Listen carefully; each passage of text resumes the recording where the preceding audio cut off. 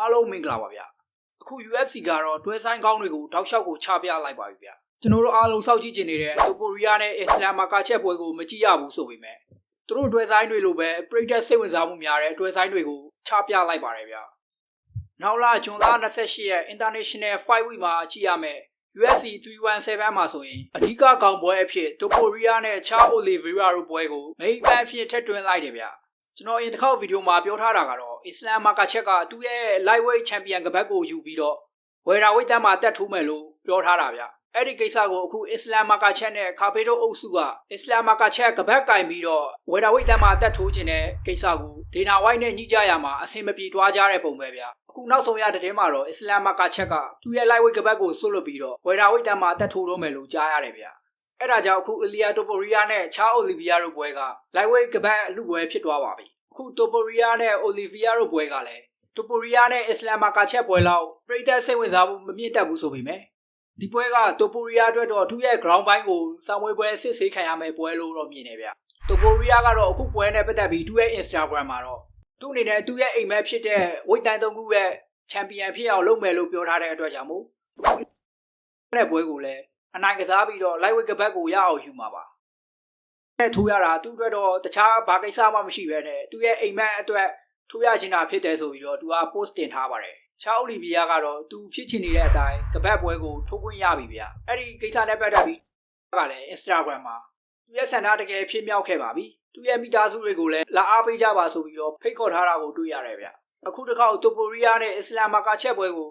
ကျွန်တော်တို့ပရိသတ်တွေအနေနဲ့မကြည့်ရဘူးဆိုပေမဲ့သူတို့နှစ်ယောက်နောက်တစ်ခေါက်ပြန်တွေးမဲ့ပွဲကအခုတစ်ခေါက်မတွေးလိုက်ရတဲ့ပွဲတွေကိုပို့ပြီးတော့စိတ်ဝင်စားစရာကောင်းနိုင်တယ်ဗျဘာလို့လဲဆိုရင်တိုပိုရီးယားအနေနဲ့အခု lightweight champion ကပတ်ကိုရမယ်အစ္စလာမ်မာကာချက်ကလည်းဝယ်တာဝိတ်တန်းမှာဂျက်ဒလာမက်ဒလီနာနဲ့ထိုးပြီးတော့ဝယ်တာဝိတ်ချန်ပီယံကပတ်ကိုရမယ်ဆိုရင်နှစ်ယောက်စလုံးကကပတ်ကိုစီနဲ့ဖြစ်နေကြမှာပါအဲ့ဒီအချိန်မှာသူတို့နှစ်ယောက်ပွဲကိုတည်ပေးလိုက်မယ်ဆိုရင်အခုတစ်ခေါက်မဖြစ်သွားတဲ့ပွဲထက်ကိုပရိသတ်စိတ်ဝင်စားမှုပိုများသွားနိုင်တယ်ဗျအရင်တော့ကပရိသတ်စိတ်ဝင်စားမှုအများဆုံးလို့ပြောလို့ရတယ်ခါဖေးနဲ့ကွန်နာမယ်ရီဂေါတို့ပွဲတုန်းကလို့ခံစားမှုမျိုးကိုပြန်ပြီးမှတော့ရရင်ရနိုင်တယ်ဗျ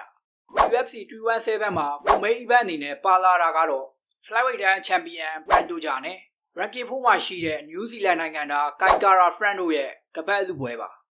အဲ့ဒီပွဲကလည်းအခု UFC flyweight တန်းမှာထိုးနေတဲ့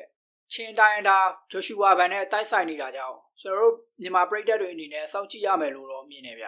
စကားဆက်ပြီးတော့တခါတည်းထည့်ပြောလိုက်မယ်ဗျကျွန်တော်တို့ဂျိုရှူဝါဘန်ကလည်းအဲ့လာဇွန်လ10ရက်နေ့မှာ UFC 216မှာဘရာဇီးနိုင်ငံသားဘရူနိုဆေးဘာနဲ့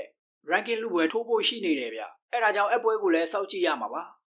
နောက်လာဇူလိုင်19ရက်မှာတော့ UFC 218မှာ Max Holloway နဲ့ Dustin Poirier တို့ရဲ့၃ချိန်မြောက်တွေ့ဆုံပွဲကိုကြည့်ရမှာဗျအရင်ရှိနေပွဲတုန်းကတော့ Dustin Poirier အနေနဲ့ Max Holloway ကိုအနိုင်ရရှိထားတယ်ဗျ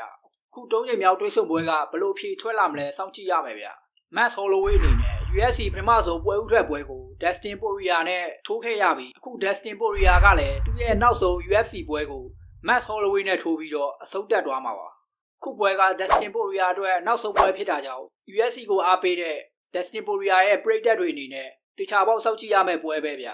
နောက်ဆုံးကတော့ပရိသတ်တွေအားလုံးကြည့်ချင်နေတဲ့ UFC 318ပြီးသွားပြီးနောက်လာဩဂတ်လ16ရက်မှာကြည့်ရမှာက Dricus Du Plessis နဲ့ခန်းဆက်ချမားရတို့ရဲ့ပွဲကိုပါအဲ့ဒီပွဲမှာတော့ Dricus Du Plessis အနေနဲ့တက်လို့မကောင်းဘူးလို့ပြောနေကြပါမယ်သူအနေနဲ့ဒီ middleweight champion ကပတ်ကိုနှစ်ကြိမ်တိကာကွယ်ပြသွားပါပြီသူကာကွယ်ပြသွားတဲ့လူတွေကလည်းဒီ middleweight မှာထိပ်တန်း fighter တွေဖြစ်တဲ့ Sean Strickland တို့ Adesanya တို့ fighter တွေပါဒါပေမဲ့အခုတူရင်ဆိုင်ရမဲ့ခန်းဆက်ချင်မာရက်ကတော့ကာဒီယိုဘိုင်းမှာပြောစရာမလိုအောင်ကောင်းပြီးတော့ပြိုင်ဘက်ကို aggressive ဆက်ဆံနဲ့အနာမပေးဘဲတဲ့စောတဲ့ပုံစံကြောင့်မို့ Dricus Du Plessis အနေနဲ့ဒီပွဲမှာရောတက်လို့မကောင်းဘူးလို့ပြောနေကြပြီပဲသူနှစ်ကြိမ်တိုင်းကာကွယ်ပြနိုင်ထားတယ်လို့ခုခန်းဆက်ချင်မာရက်နဲ့ပွဲမှာရောသူအနေနဲ့ကာကွယ်တွားနိုင်မလားစောင့်ကြည့်ရမယ်ဗျ